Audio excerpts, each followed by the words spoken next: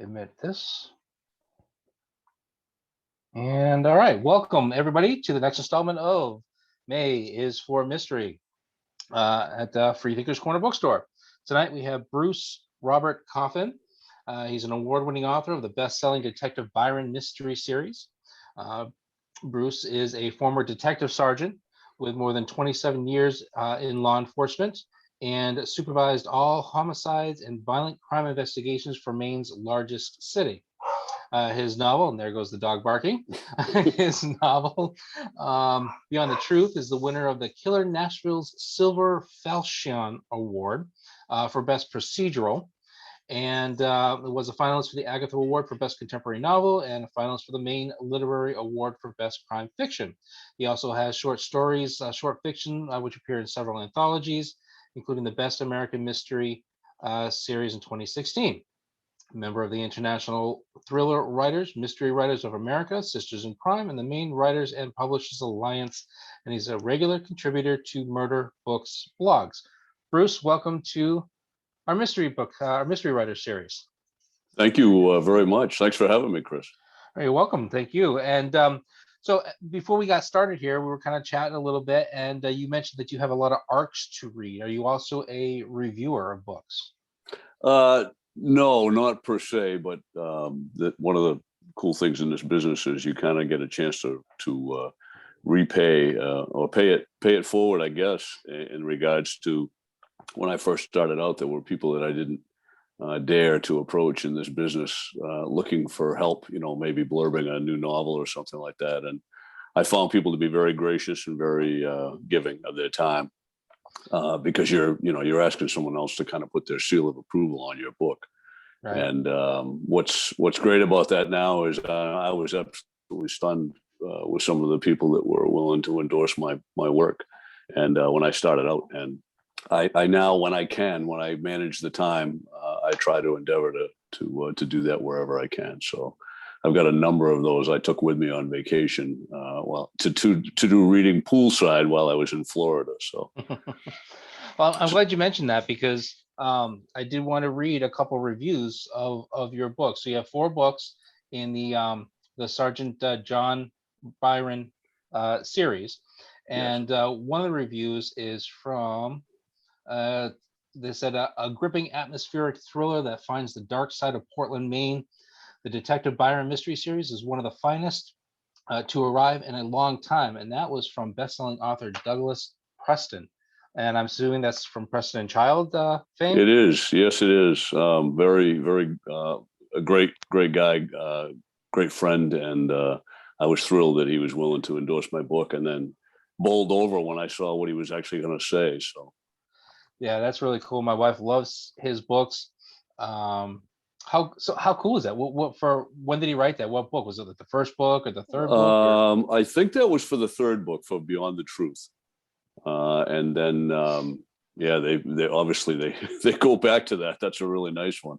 I've gotten some great blurbs. Let me think: Hank Felipe Ryan, Gail Lynch, Reed Farrell Coleman. I've had Chris Holm. I've had some great accolades from other writers. Paul Dworin. It's been incredible. It really is. This is such a cool community to be part of. Really, one of those things that we all dream will happen if you're into writing. And for me, I think I was even more taken aback by how welcoming everyone in this community was.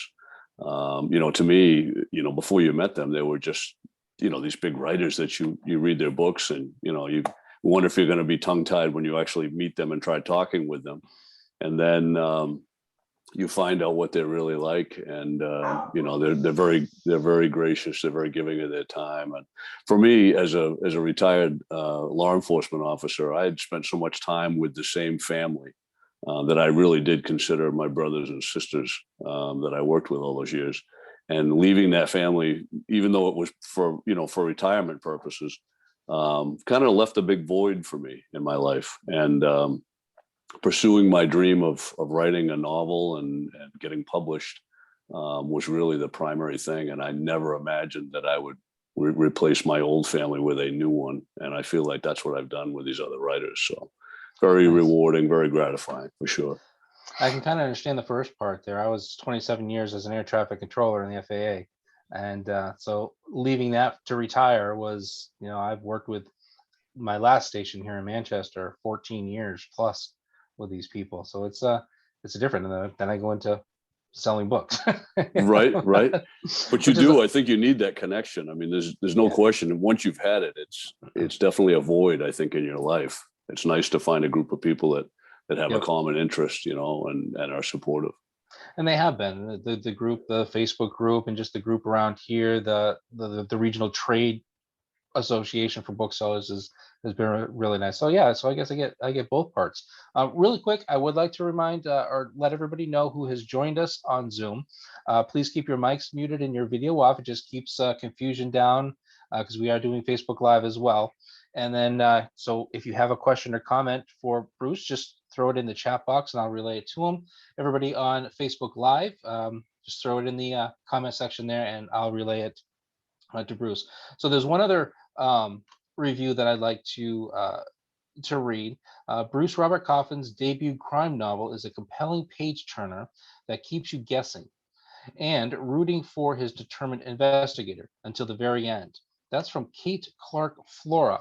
And one of the reasons I did that is we have her coming up, I think, sometime next week, which I'm really excited to see. So that goes back to that community of local writers. And Kate goes back. Actually, I should have mentioned her right off the bat when I was talking about the blurbs. Kate, in all honesty, I think became my mentor while I was trying to write my first novel, which of course went in the drawer. Wasn't the published first novel, but the first novel I completed. Kate was my mentor, and I think she signed on to try and help me limp through that process early on in 2013, maybe. Shortly after I had retired from the police force, and we had met up for breakfast, and in typical fashion, I was trying to offer whatever I could for realistic information for a book she was writing about law enforcement work, and I finally was brave enough to tell her that I was attempting to write a novel, and she really was such a huge part of what I consider my first success, which was finally getting published. Got me to go to my first writers conference, helped me with so many things about the business and about writing, and actually introduced me to my agent, Paula Monnier. So I owe Kate a great deal. So she's way too humble to ever take that credit, but trust me, she deserves it. So. Well, that's good. That's good. So not just the writing community, but obviously the police community as well. Do you know Tim Cotton? Oh yeah. He wrote a book. World renowned Tim Cotton, right? From the Bangor Duck of Justice fame. So. Yep. Yeah. So one of the things is in the introduction. So you were the former detective from a large Maine city. Is that Bangor or is that Portland or? He's Bangor. I was Portland. He's Bangor. Okay. Yeah. No, I was Portland. We were. It's funny because that comes up a lot when I'm talking to other writers that are doing murder mysteries set in Maine. Unless you're doing something fictional, there are actually only 3 agencies that investigate homicides in this state. Portland and Bangor being the 2 municipalities that do it, and the state police handle everything else. So for realism, for any writers out there listening, for realism, that's what you want to shoot for. So yeah, Tim and I both work for the 2 municipal agencies that are actually able by the Attorney General's office decree to be able to investigate and do our own homicides. Yeah, Tim's book, The Detective in the Dooryard, it was just a customer request. So we got one, we got a couple copies. It sounded interesting. So we got a few more. And then all of a sudden it just hit as the surprise of the summer last summer. And I sold about 30 copies all across the country. It was awesome. It was amazing. All the bookstores nationwide were all asking each other, do you have copies? Do you have copies you can send me? I have a customer I can send you. And that's great. Yeah, the publisher I was. just read the new one. There's another one coming out. I want to say it's July or November. Hopefully, I'm not wrong on that. But I just read the forthcoming one, and I found it just as entertaining and well written as the last. So I think the readers will be in for another treat. Good. And I think it's up. and they probably should pre-order it, right? Right, from freethinkerscorner.com or There we bookshop.org. go. Right. Actually, we will have it pretty soon. I think it's October. So are there similarities between your books? I mean, yours is more fiction. His is Right. His nonfiction, is more stories.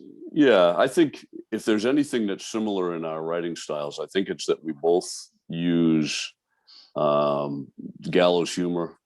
We tend to have a warped perspective on life, having done law enforcement for as long as we both have, and I think that translates into the writing. I think that allows for that humor and that sort of tongue-in-cheek look at things. My books are obviously not as lighthearted and full of actual real life anecdotes that he may have been part of as his are, but I try to work in as much realism as I can with my fictional plots, including the way police officers think and look at life. And I think he does the same thing. And I find that a great comic relief when you're writing things that are as, morose or morbid as a murder mystery, or maybe there's more than one murder in the mystery. It's nice to be able to break that up with well-placed humor and timely humor. And I think I try to do the same thing in my books that he does in large part with his. You ever thought about doing a nonfiction book kind of like what he does, just sort of stories, or do you like the fiction? I prefer doing it the way I'm doing it. I still manage to get in the things I think I want to get into these books. And to me, I just find that more rewarding. It's really more of an escape. I think for me, writing, what he does for me would border on true crime. And I sort of made a deal with myself early on that I wasn't going to write true crime. They tell you never to say never, but I honestly feel like unless there was a real good reason for doing it, I would just be afraid of it could be losing my hair and stuff here. It would be, I would worry that I would be bordering on the exploitative. And I also would worry that the one nice thing that I get from writing fiction is that even though I'm writing stuff that was similar to what happened when I worked a job, there's something cathartic about writing fictional stories. It doesn't come with the same stress that the real job did for me. So it's almost like an escape, even though I'm writing about similar type of things. So I would probably not go down that route. And besides, Tim does it really well. You don't need me sticking my finger in that pie. So we're good.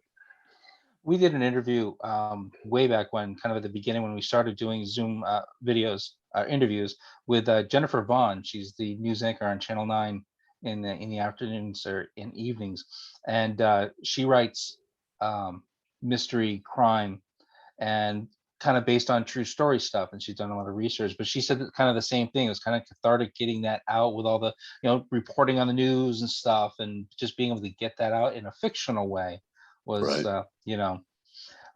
Helpful. Writing. I think in general, I think writing is an escape for the writer as much as it is for the person who's reading it. Hopefully, cozying up by the fire and reading what we've written. I think it should be a two-way street. When you get lost and the writing is going really well, it's a legitimate escape, I think, for the writer. So your short stories, what came first, your novels or your short stories? The short stories actually. I've been writing short stories since junior high. That for me was a love. It was a way to try and address the creative need in storytelling, which I really love, without having the tools that I needed to be able to write a novel. So the short story just sort of became my first thing. I knew I wanted to be a writer early on after reading Stephen King, who was a well-known Maine writer at that point, but had become, obviously he'd become big overnight with the first couple of successes. And I just thought that storytelling was really, it was engaging. It pulled you in. It was all the things I wanted to do one day when I was finally able to write a novel. But until that time, the short story had to be it. And it's probably worked out the right way, because I actually got a short story published before my first novel came out within a year. So that was, and then that's the one that actually ended up in Best American Mystery Stories. So I was off to an auspicious start at that point. But yeah, my goal was the novel, but the short story made it out first. So was it the short stories that kind of helped you in fine tune your writing process and how you wanted to write the story? And there's two terms that always come up: the pantser and the plotter. Did that kind of help you figure out your routine, how you wanted to write and what you wanted to write? I think if there was any help from that, I think it really came from the one thing about the short story is you really have to boil it down to its essence. You don't have the time or the pages to try and tell this big prolonged story or have things circle around and come back. You really have to get to the point. You have to take the reader on the precise journey you want them to take. I liken it to using your GPS when it actually works right in the car. Usually when you pull up the address, you get, 2 or 3 options. And there's the super tramp, take the long way home option. And then there's the direct route, the shortest time allotted. And I feel to me, I think that's what the short story is. It's taking that shortest route with the fewest detours to get to the point. So you have to be very, imaginative, and you have to be very, you have to really be very careful and thoughtful and methodical about how you take the reader on the journey to get your point across and to make the effect work. With a novel, you have a lot more time, but I think the short story also helps you realize that you know fluff when you see it, and you don't want fluff even in the novel. So everything should have a purpose. I feel like that's what the short story taught me, probably, if anything. Everything you write should have a reason. Your first novel is Among the Shadows. When was that written? When was that published? I started writing Among the Shadows. It's quickly, everything gets weird here with time. I think it was 2000 and it might have been 2015 or 2014. I think it was November 2014 I started writing that book. And this was immediately following having finished a first novel that wasn't that great. And I went to the New England Crime Bake that was held in Dedham, Mass every year. We've moved it now. I can't remember where it used to be. I've already forgotten that, but it was always held the same place in Massachusetts in November. And I went there armed with that really bad manuscript and thought I was going to wow everybody. And what ended up happening was I realized all the mistakes I'd made. I realized that I knew how to write a novel, and I knew that I had the tools to do a better job the second time around. And then the rest of the weekend, it was about getting motivated and getting these ideas for a new storyline. And I came home from that and sat down to legitimately start writing full time instead of just talking about it. And I think it was maybe 7 months later, I'd completed a 92,000 word manuscript. And that manuscript wouldn't be published until the following September. So we were now in the spring of 2015. The book wouldn't come out until September of 2016. But that ended up being Among the Shadows. And so there was a lot more rewriting and editing, and we still had to get a contract. I didn't have an agent yet. So a lot of things happened after I finished that second novel. And that ended up becoming my first published. So the star of your series is Detective Sergeant John Byron.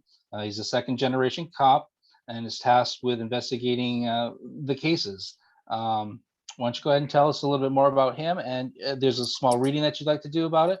Sure. Yeah. So John Byron is my protagonist. John, coincidentally, is the detective sergeant in charge of the homicide and violent crime detectives for the city of Portland. I say ironically because that was the position I held. And I guess I don't need to show you, there's a bigger one up here behind me, but this is the part I want to read is from the fourth novel. For those of you familiar with the series, this is not something that's going to give the storyline away in this, which is good. And for those of you who are not familiar, I'm not going to give you so much that it ruins the first 3 books. But I want you to know a little bit about John. I've saddled John with some baggage. He has an alcohol issue. which in this fourth book, Within Plain Sight, he is finally addressing. He is separated from his wife of 20, well, divorced at this point from his wife of 20 years. And he is seeing one of his coworkers, Diane Joyner, that he has a romantic relationship with. And John, in this particular scene that I'm going to read from you, John is already well into investigating this particular murder, which is kind of an odd murder. And I'll explain that when you'll hear why when this passage is done.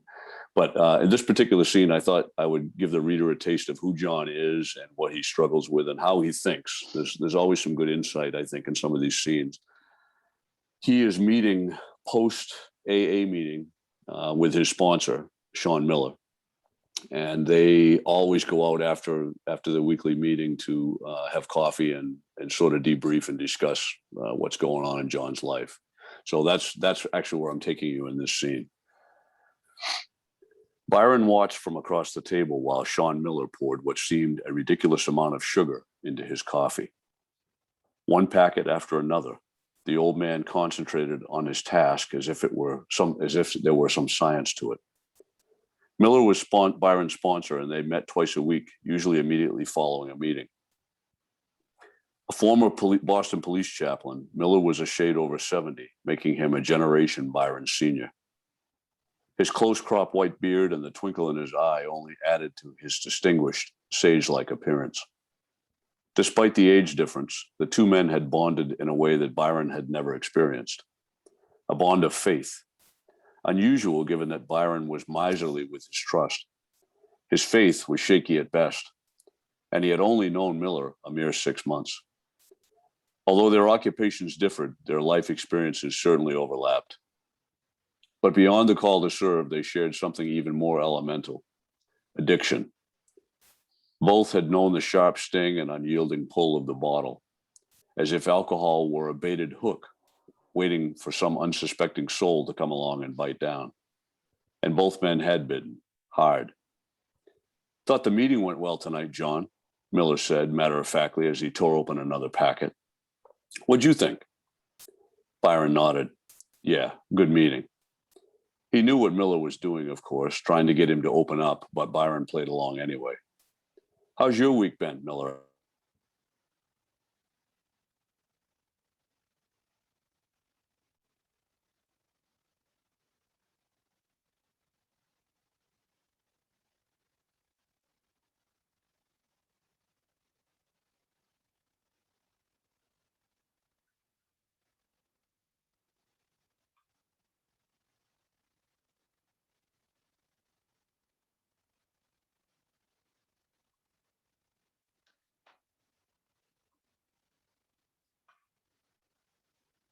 "Miss, you weren't direct as a chaplain? You were raised Catholic. Ever meet a man of the cloth who comes right out and says what he means?" Byron hadn't.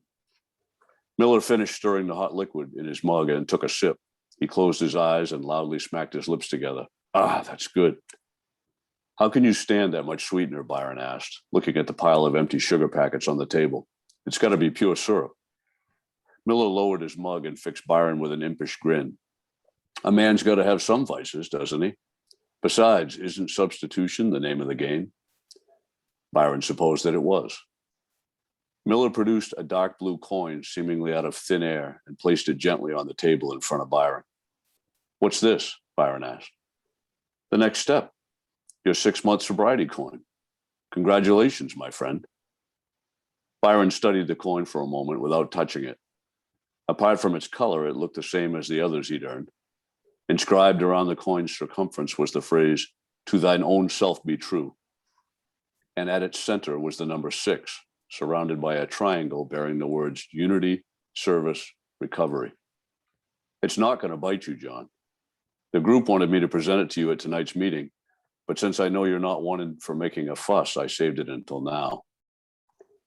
Byron picked it up, then flipped it over to look at the other side. Just a coin, no more, no less. It meant nothing, really, no more than the others had, and yet he knew it meant everything. The shiny piece of metal signified 6 months of fighting the urges, the habit, the craving, the demon. his demon. Half a year of sleepless nights without the reliable elixir to dull the pain within him. And yet it was only a medallion. Byron noticed Miller eyeing the coin, the former chaplain regarding it with kind of a reverence, as if it were a talisman. Perhaps it was, Byron thought, not all that different from the torn scrap of paper bearing the policeman's prayer that Byron's father, Reese, had worn, tucked behind the Miranda card inside the clear plastic sleeve on the underside of his uniform cap. The same sweat-stained prayer bearing the watercolor image of St. Michael, patron saint of police officers, that Byron once wore inside his own cap and now carried in his badge holder. Nothing and everything. Thanks, Byron said as he pocketed the coin.